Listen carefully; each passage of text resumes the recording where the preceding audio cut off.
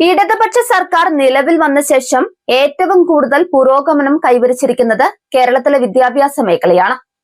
അതിന്റെ ഭാഗമായാണ് അടുത്ത അധ്യയന വർഷം ആരംഭിക്കുന്നതിന് മുൻപ് തന്നെ കൃത്യമായി പാഠപുസ്തകങ്ങളും യൂണിഫോമും എത്തിക്കാൻ സർക്കാർ തീരുമാനിച്ചത്. ഈ പുതിയ തീരുമാനത്തിന്റെ ഭാഗമായാണ് മുഖ്യമന്ത്രി പട്ടം സെന്റ് മേരീസ് സ്കൂളിലെ കുട്ടികൾക്ക് പാഠപുസ്തകങ്ങൾ വിതരണം ചെയ്തുകൊണ്ട് പദ്ധതി ഉദ്ഘാടനം ചെയ്തത്.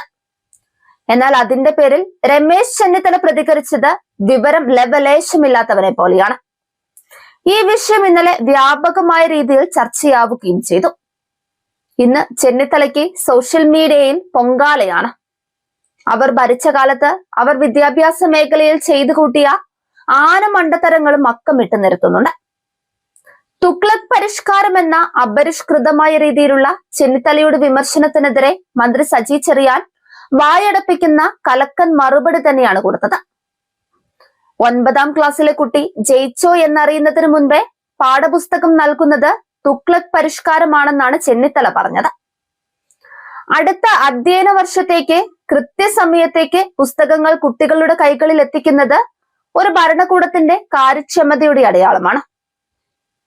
UDF ഭരണകാലത്തെ അനാസ്ഥയിലും അനിശ്ചിതത്വത്തിലും ശീലിച്ചു പോയവർക്ക് ഈ വേഗത ദഹിക്കില്ല എന്നത് സ്വാഭാവികവും. UDFന്റെ കാലത്ത് വിദ്യാഭ്യാസ വകുപ്പ് ഒരു ഈച്ചിയൻ തൊഴുത്താണെന്ന് വിശേഷിപ്പിച്ചത് ഇടതുപക്ഷമല്ല, സാക്ഷാൽ കോൺഗ്രസിന്റെ മുഖപത്രമായ വീക്ഷണം തന്നെയായിരുന്നു.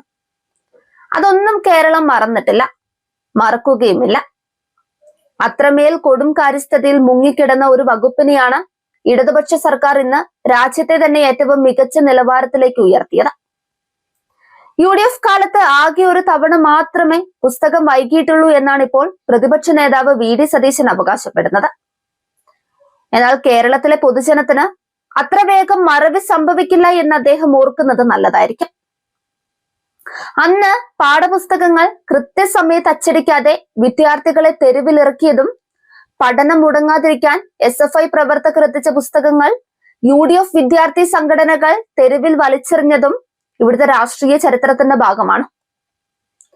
ഓണപരീക്ഷ വൈകിയപ്പോൾ അത് എന്ന് നടക്കുമെന്ന് ചോദിച്ചപ്പോൾ ഓണം നേരത്തെ വന്നതാണെന്ന് പരിഹസിച്ച് പറഞ്ഞ ഒരു വിദ്യാഭ്യാസ മന്ത്രി UDFനുണ്ടായിരുന്നു.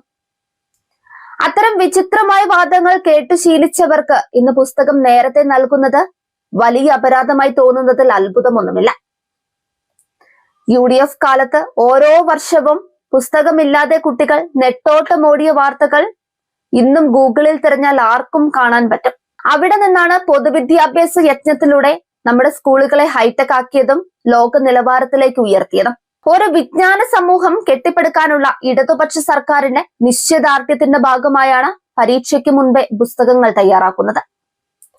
പുരോഗമനപരമായി ഈ നീക്കങ്ങളെ തുഗ്ലക് പരിഷ്കാരം എന്ന് വിളിച്ച് ആക്ഷേപിക്കുന്നത് വഴി സ്വന്തം പാർട്ടിയുടെ ഭരണകാലത്തെ ഇരുളടഞ്ഞ അവസ്ഥയാണ് നിങ്ങൾ വീണ്ടും കാണിച്ചു തരുന്നത്. ഇത്തരം പിന്തിരിപ്പൻ പരിഹാസങ്ങളെ കേരളത്തിലെ പ്രബുദ്ധരായ ജനങ്ങൾ പുച്ഛിച്ച് തള്ളുക തന്നെ ചെയ്യും. ചെന്നിത്തലയുടെ പ്രസ്താവനയ്ക്കെതിരെ വിമർശനവുമായി KK ശൈലജയും എത്തിയിരുന്നു. പാഠപുസ്തകങ്ങൾ ഫോട്ടോസ്റ്റാറ്റ് എടുത്ത് പഠിക്കേണ്ടി വന്ന ഒരു ഭൂതകാലം കുട്ടികൾക്കുണ്ടായിരുന്നുവെന്നും ആ കാലം തനിയെ മാറിയതല്ലോ, ഇച്ഛാശക്തിയുള്ള ഇടതുപക്ഷം ഭരണം മാറ്റിയെടുത്തതല്ലേ എന്നുമാണ് KK ശൈലജ ചോദിക്കുന്നത്. ഫേസ്ബുക്ക് പോസ്റ്റിലൂടെയായിരുന്നു ശൈലജയുടെ പ്രതികരണം. പാഠപുസ്തകങ്ങൾ കുട്ടികളുടെ കൈകളിൽ എത്തിക്കാൻ വിദ്യാഭ്യാസ വകുപ്പ് മുൻകൈ എടുക്കുമ്പോൾ അതിലെങ്ങനെ ഇടങ്കോലിടാമെന്നാണ് ചെന്നിത്തല ചിന്തിക്കുന്നത്. സർക്കാർ എന്ത് ചെയ്താലും കലക്കാൻ നടക്കുന്ന ചെന്നിത്തലയ്ക്കും ഗ്രൂപ്പിനും ചെന്നായിയുടെ വിവേകം പോലും ഇല്ല എന്നതാണ് മറ്റൊരു കാര്യം. ആര് എന്ത് ചെയ്താലും അതിൽ രാഷ്ട്രീയ വിഷം കണ്ടുപിടിക്കാൻ മാത്രം കഴിവുള്ള നിലപാടുകളാണ് ചെന്നിത്തലയുടേത്.